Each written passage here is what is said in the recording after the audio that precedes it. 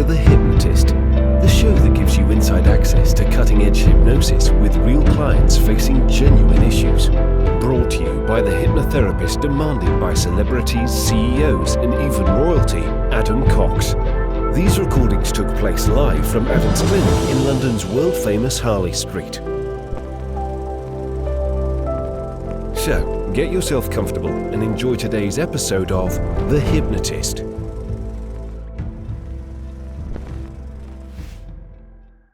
Take a deep breath in,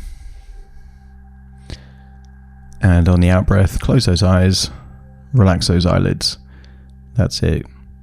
Breathe in a feeling of calm and relaxation, and as you exhale, just allow increasing amounts of tension to leave your body. That's it. Deeper and deeper relaxed. Continue to breathe in that resourceful feeling and exhale tension. And I want you to hold an image in your mind's eye. A photo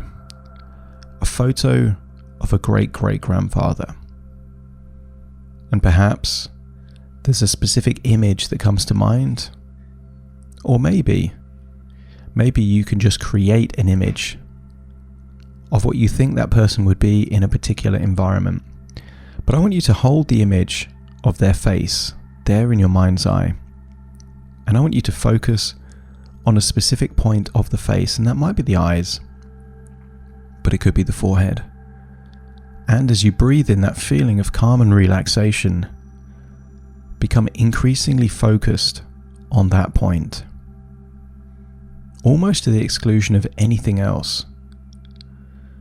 And you'll perhaps notice things that you didn't notice before. But I want you to feel at some level that you are creating a connection that goes back generation after generation after generation. As you breathe in that resourceful feeling of relaxation, I want you to feel that your soul is connecting with their soul. That their wisdom, their experiences is somehow becoming more and more accessible to you.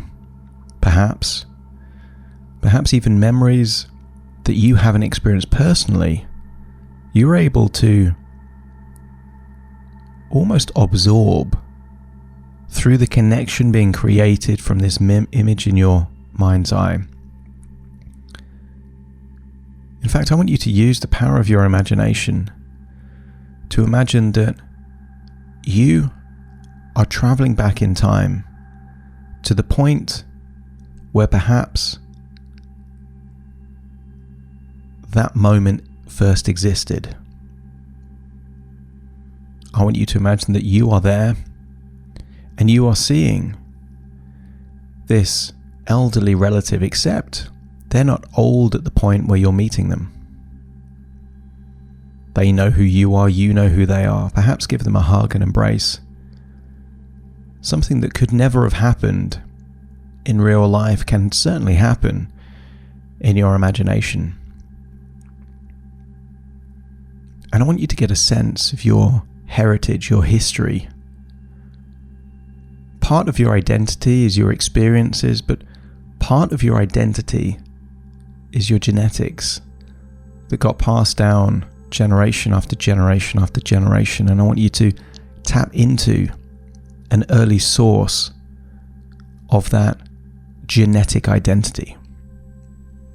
You at your core, perhaps, have some of these characteristics that you admire and recognize in this elderly relative. Perhaps wisdom or strength or courage. The right words will just naturally be there in your mind. But I want you to feel that you're not just breathing in a feeling of resourceful relaxation. You're breathing in a sense of whatever qualities you admire most from this person that you've never met, but certainly you have a connection with. And you can imagine what it would be like to be back then, all those years ago. And I want you to imagine that there is perhaps a village, and maybe this moment was in a village, but it doesn't have to be.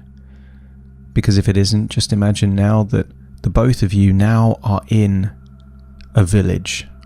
And you can tell from looking around this village that this is not a modern village.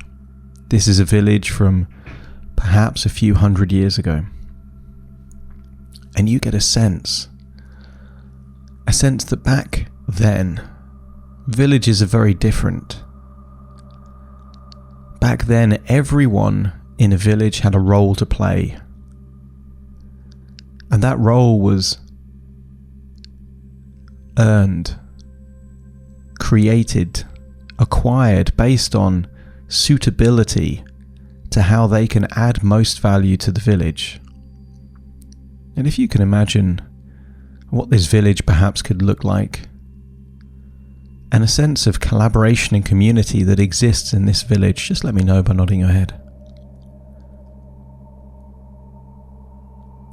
I want you to get a sense, as you're walking around this village, as to that sense of collaboration, that harmony, that connection. And I want you to imagine that somewhere in this village is just a chair that you could sit down and rest. And as you imagine taking a seat there in that chair looking out around the village, imagine closing your eyes just there in your mind's eye and feeling your eyelids getting even heavier and heavier. Imagine back then, hundreds of years ago, the air was pure and clean. So you can now imagine breathing in the freshest air possible. And as you exhale, just notice that there is less tension and stress, because back then there was help from everyone. And people didn't have a million things to do. They had a few things that they were really good at. And as you notice there are less demands on you, notice that it's easier for you to feel deeply, deeply relaxed. Now, that's it. And I want you to get a sense that you're going deeper and deeper relaxed as you start to imagine what it would be like if your mind was a village. Because inside your mind there are different roles, different parts that are very good in particular instincts. If someone was trying to cause harm to your child, there would be a very protective part that would come to the forefront. And if you're in a situation where you're admiring a beautiful sunset, a different part would come to the forefront that could just admire nature's beauty. Maybe you'd call that part gratitude, appreciation, or even connection. And I want you to get a sense as you're breathing in and breathing out as to what that village might look like within your own mind. Very soon, I'm going to count down from 10 to 1, and you will go deeper and deeper relaxed. And when I arrive at 1, you will imagine that you are now in the village within your mind. Starting to count 10. Just feeling like your eyelids and cheeks are just going deeper relaxed. That's it. 9. As you breathe in, just imagine that any tension on the top of your head all the way down to the back of the head is just releasing now. That's it. 8. Just any muscles in your jaw and around your neck, around your throat. Just imagine that you could become aware of any tension, and on the outward breath release that tension now. That's it. Deeper and deeper relaxed. That's it. And then 7, feeling that spread now down to your lower neck and your shoulders. Feeling that tension melt away. 6, as it goes all the way down your arms to the very tips of your fingers. 5, as you breathe in now, breathe that resourceful feeling of relaxation, and even your internal organs are relaxing. Feel your stomach relaxing, your lungs relaxing, your heart relaxing, your diaphragm relaxing. And as all those internal organs start to relax now, you're able to take deeper and deeper breaths more effortlessly. That's it. 4. Going now into your gut, going deeper and deeper, relax. 3. Into your legs. 2. All the way down to the tips of your toes. 1. Just imagine going inwards. Imagine there is a village inside your mind, and you are visiting that village. You are in a village within a village now. And I want you to imagine that you are the village elder, the wise, knowledgeable part within the village. And if I'm speaking to that wise, knowledgeable part, just let me know by nodding your head.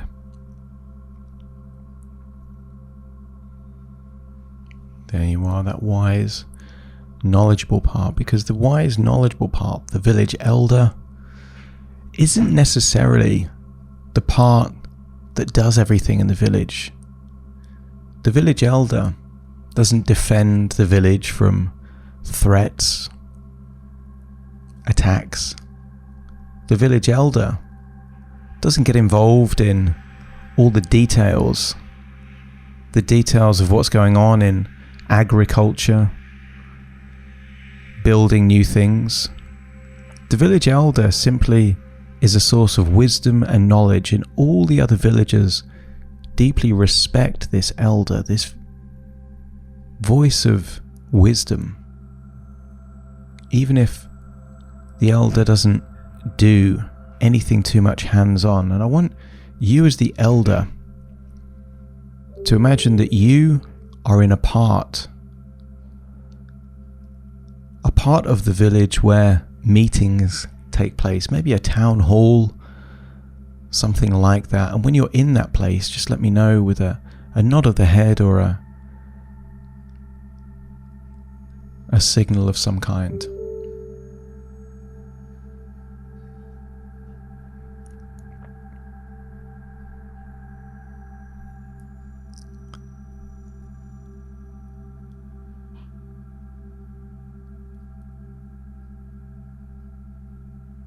That's right. And as the elder of the village, I want you to call apart. I want you to call apart to the town hall or wherever these meetings take place. I want you to call the part that has been responsible for hesitation, uncertainty, anxiety. The bit that questions yourself and stops you doing what you would like to do. I want you to call that part to the town hall, and when they arrive, just let me know.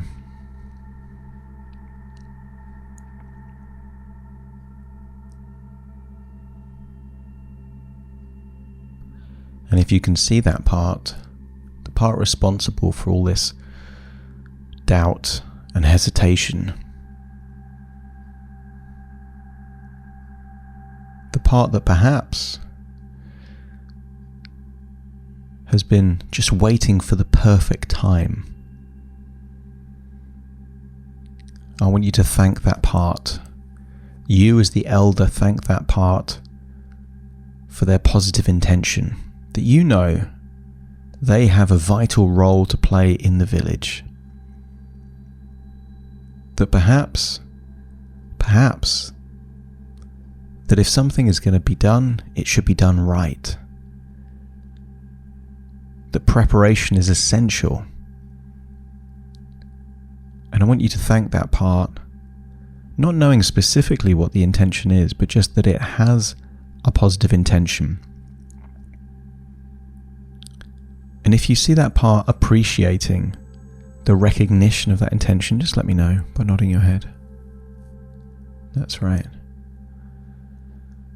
But as the elder, you are very observant of the interaction between all the different members of the village, And sometimes, when this part responsible for this hesitation is in control of the major decisions, opportunities are missed simply by the delay. And I want you to let that part know that while you appreciate the positive intention, sometimes that's caused problems. And I want you to project what problems this function has caused. Not just verbally. You can project your words from your mind into the mind of this part responsible for hesitation and perhaps even preparation. But also you can stream memories directly into the mind of this part so that that part can see sometimes that it stops you taking action. That perhaps it undoes previous decisions that have already been made. And perhaps that part wasn't aware of the consequences because they only had pure intentions. They wanted to do something positive.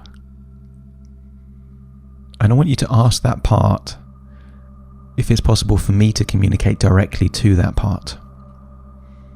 And if it says yes, then I want you to imagine that you are no longer in the body of the elder, but you are in the body of that part responsible for all of this hesitation and uncertainty. And when you're in that part and I'm communicating to you, let me know by nodding your head. That's it. And I'd like to also thank you for that positive intention, that you have a vital role to play. And I think you've learned from experience that sometimes rushing into things is not the best idea.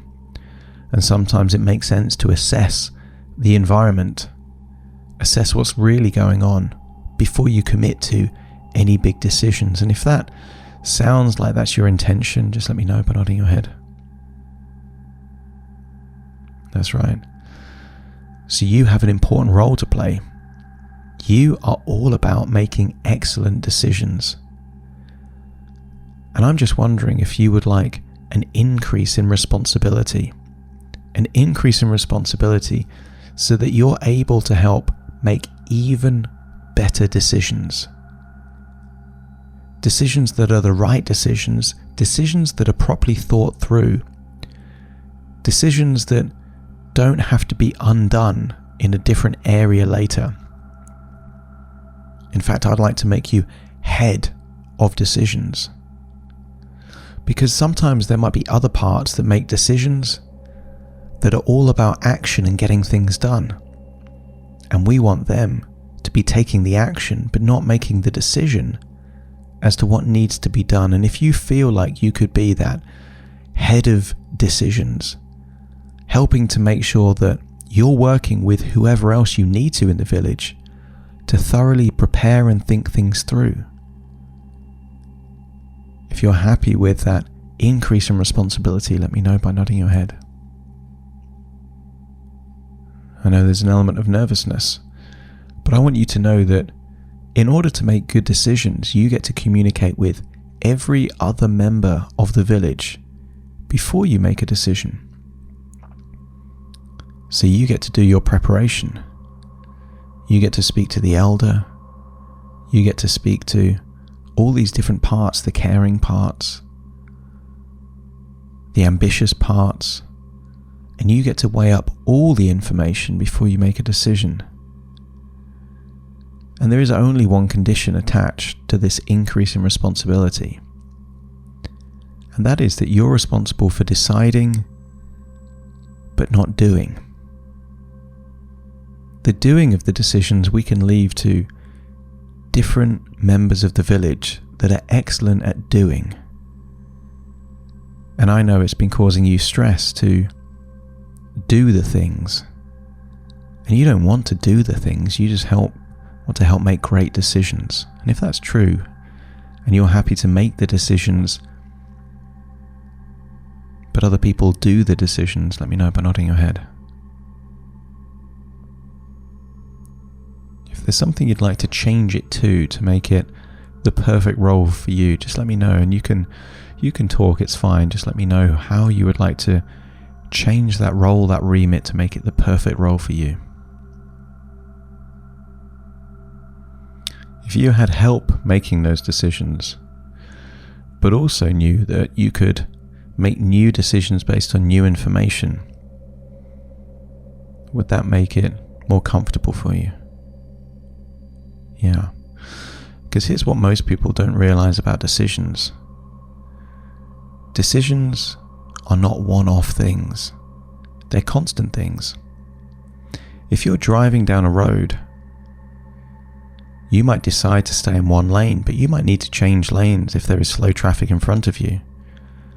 And then when there isn't slow traffic in front of you, you could always move back into a different lane. So you can make a decision and then make a new decision. And in fact, the more decisions you make, the more experience you have to make even better decisions in the future. But it's still the process of making decisions. And if you feel that you are the best placed role in the village to make these decisions thoroughly, by communicating to all the other villagers to make sure it's the right decision to make, knowing that you can always make a new decision in the future if it wasn't quite the perfect decision, just let me know by nodding your head. That's right. And I want you to now shift perspective so you're back into the elder. And when you're in the body of the elder, the wise elder, let me know by nodding your head. Yeah, I want you to call to the town hall the part responsible for getting things done, the doer, the freight train, the part that has no time to hang around waiting.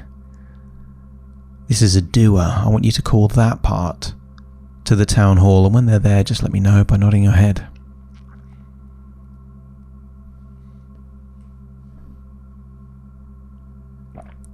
That's right, and I want you to, as the elder, as the wisest and most highly respected person in the village, I want you to, again, express your gratitude to the doer.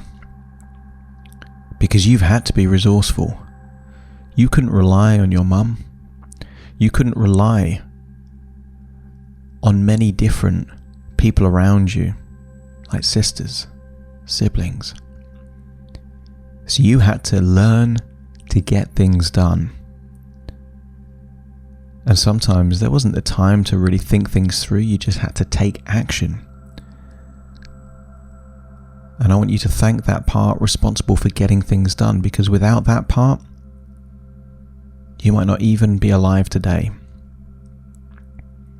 And if this part appreciates the acknowledgement of having the ability to get things done, just let me know by nodding your head.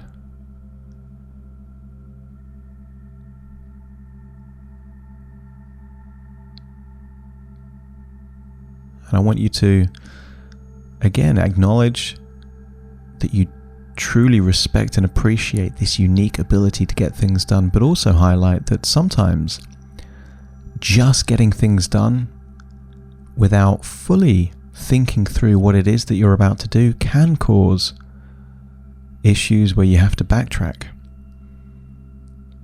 where you have to undo certain actions that have been taken. And I want you to, again, as the elder, project those memories, those thoughts, those times where taking action without preparing fully caused problems. And as you're projecting those memories, I'm reminded of a story of two people that had to chop down a tree. Both had a saw. And the first person simply wanted to chop down that tree. So they vigorously and with huge amounts of effort started sawing down the big tree. And the other person took their time to look at the saw and noticed that the saw wasn't very sharp, it was blunt.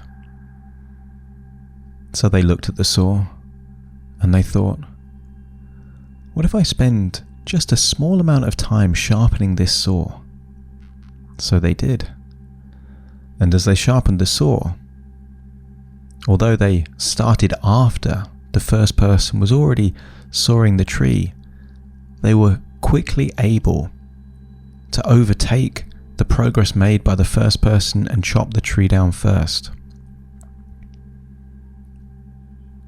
You need that ability to get things done, but sometimes a small amount of preparation to sharpen the saw can mean that you get even more done and more quickly. And I want you to ask this part responsible for getting things done if it's okay if I communicate directly to that part. And if it is, I want you to shift your perspective from being the elder to the part that gets things done.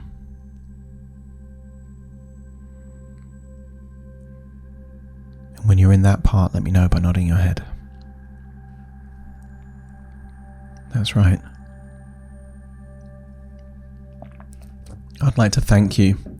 Thank you for that huge role that you play in the village. In fact, this village could not exist without you. Because there are people living in those ivory towers that only think and never do. And you're not one of those. You are a doer. You get things done. Although, sometimes now perhaps you can appreciate that getting things done without thinking things through isn't necessarily the best use of your incredible resources. And I want you to imagine that if you no longer had to think about the preparation and the planning part, but just get things done, you could do that even better when you were doing it before. What if you are the person to do the sawing, but someone else will sharpen the saw and let you know what tree to cut down? If you feel that working in partnership with someone else within the village will help you to get even more things done, and that you would like that kind of partnership or collaboration, just let me know by nodding your head. Because you know that the preparation bit is not your best quality, but you are exceptional at getting things done. And I want you to look at who else is in this town hall, and I want you to see that there is another villager there that is exceptional at making decisions and preparing for those decisions. And I'm wondering if you're happy for that part to let you know what to do, and you go off and do it. But there is only one condition. You don't get to do anything unless it's been agreed by the head of decisions. And by doing so, that can reduce your anxiety, because you no longer have to worry about whether you're doing the right thing anymore. You don't have to doubt yourself. You just have to know when to be told what it is to do, and then you become this highly resourceful freight train that just makes sure that nothing gets in the way and it just gets done. And if you're happy with the partnership, knowing that this head of decisions is able to communicate to every person in the village, including the elder, so that what you end up doing is exactly the right thing to do, knowing that if it turns out to be the wrong thing, a new decision will be made and you'll be able to do something else. But if you're happy with that collaboration, that partnership, let me know by nodding your head.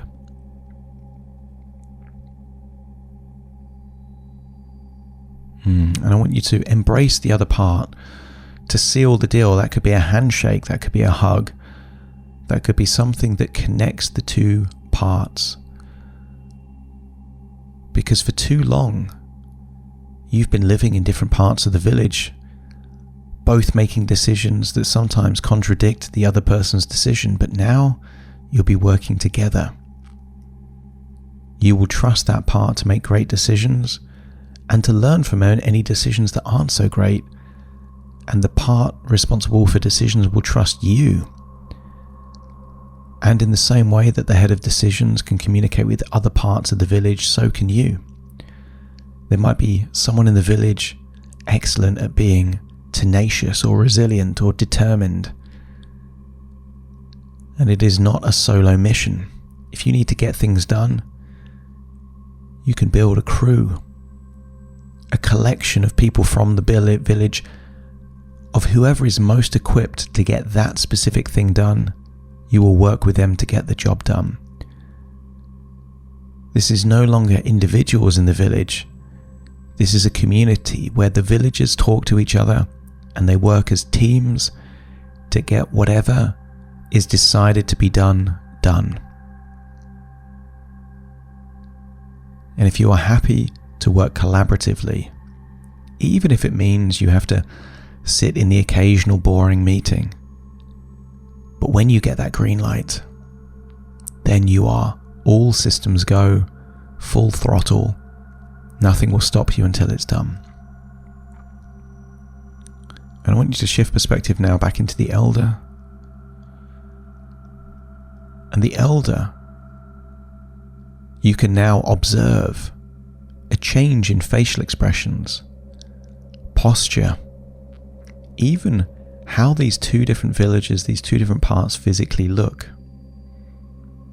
The head of decision seems to be elevated in their importance, sense of pride, preparation, diligence.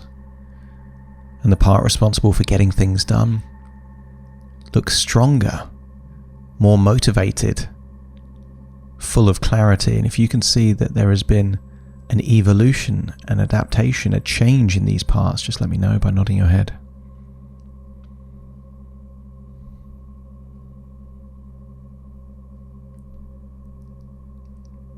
But the biggest change is that they're willing to work together.